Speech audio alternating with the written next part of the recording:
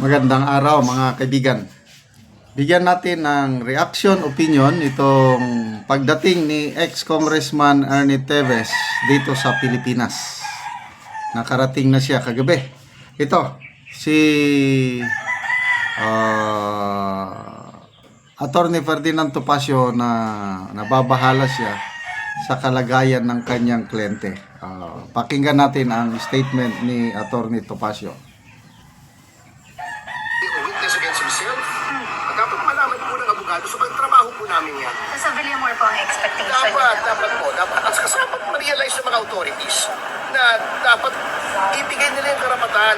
Alam niya, hindi naman kami humingi ng special treatment. Yun lang, nasa konstitusyon, nasa batas, sa rules of court, yun lamang ang hinihingi namin. We ask for nothing more, but we will settle for nothing less. Sir, after Villamor, sa NBI na po siya for booking. Opo. After that, saan po siya in-expect na madali? Hindi ko po alam eh. He should be turned over to the court kung saan siya may kaso at yung court po ang magdidesisyon kung saan siya dapat i-detain. Considering the threats to his life and other possibilities na hindi lamang po namin inimbento to.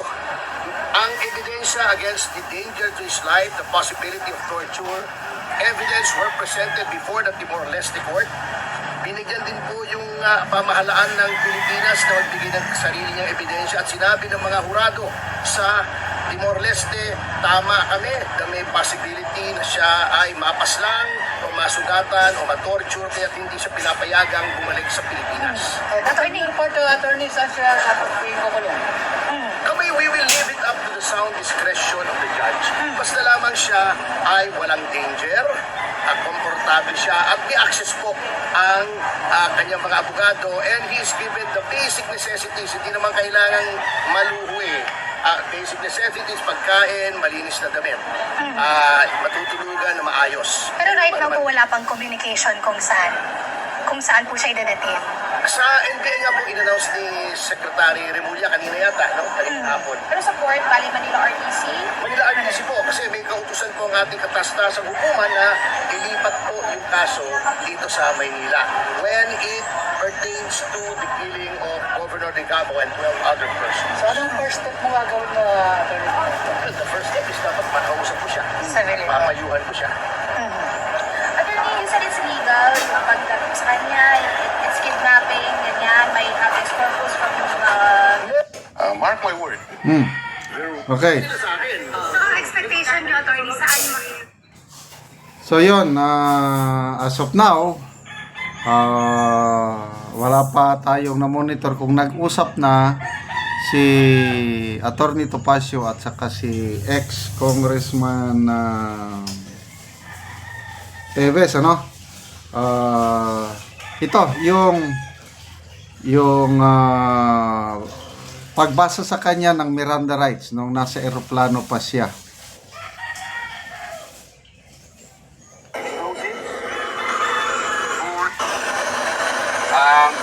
Ginoong Arnolfo Teves Jr., kayo po yun dyan. You are under arrest by virtue of warrant of arrest issued by Manila Court on September 2023 for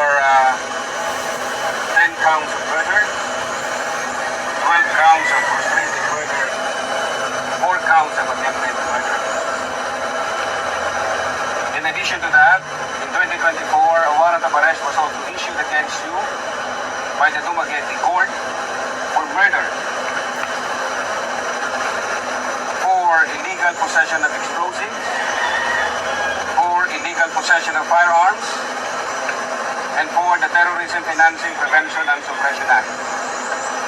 Ginoong Arnolfo Teves Jr., kayo po ay may karapatan malaman ng iyong karapatan. At ito po ang mga sumusunod. Kayo ay may karapatan tumahimik.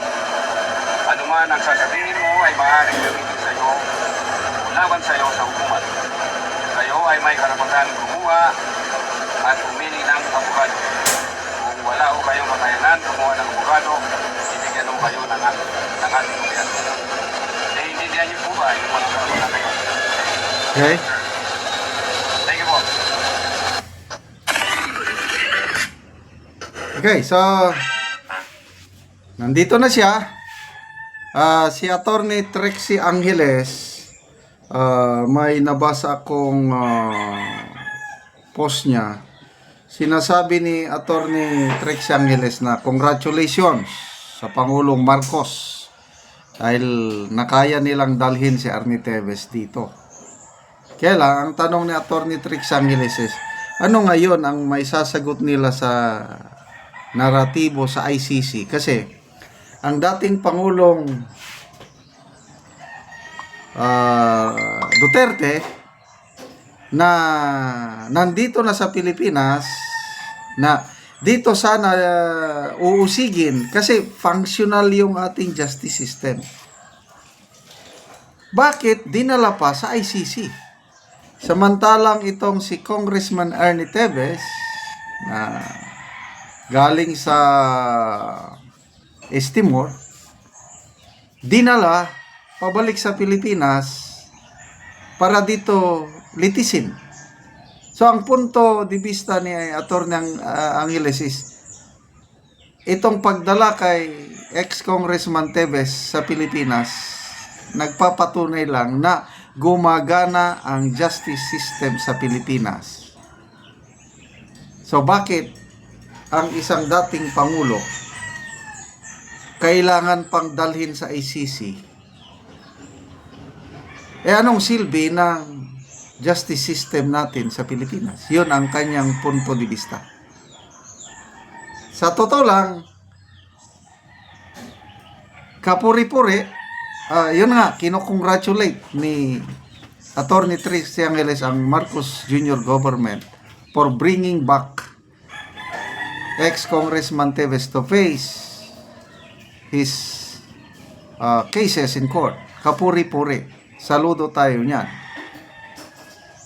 Ang tanong lang, yung kay PRRD. Anyway, nadala na nila doon at yung sinasabing reconciliation ko no with the Duterte na ang kondisyon is ibalik muna si PRRD, ayaw man nila, ano na lang, wag na tayong aasa sa administrasyong ito na gagawa ng hakbang para maibalik si PRRD dito. Dito na lang tayo asa sa pagtutulungan ni Attorney Kaufman. Nandun ngayon si Senator Amy at ang promise ni Senator Amy is let's help one another in bringing back PRRD home. Umaasa po tayo kay Senator Amy na marami siyang maitutulong para makabalik ang ating minamahal na Tatay Digong. Okay. Salamat mga kaibigan sa inyong pagsubaybay sa ating channel. Nakakatulong kayo ng malaki sa tribong Talaandig ng Bukidnon. Kaya ang ating income sa channel na ito is namimigay tayo ng yero at pako para maayos naman ang kawawang kalagayan ng mga bahay ng Talaandig sa Bukidnon. Panoorin nyo ang video na ito. Una ni ang natagaan na mo og sin. Salamat. Maka Nakaroon. Natagaan kong sin.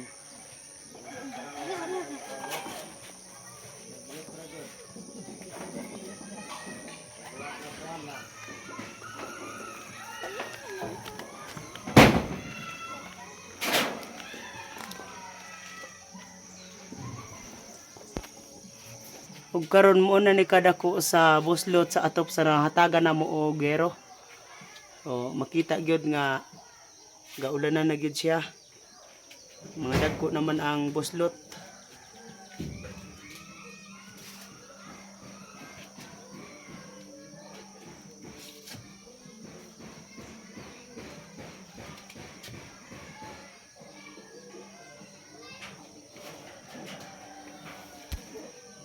O karon ate, kuya, unsa inyong maistorya nga nahatagan na mo og gero lansang pako plinsen.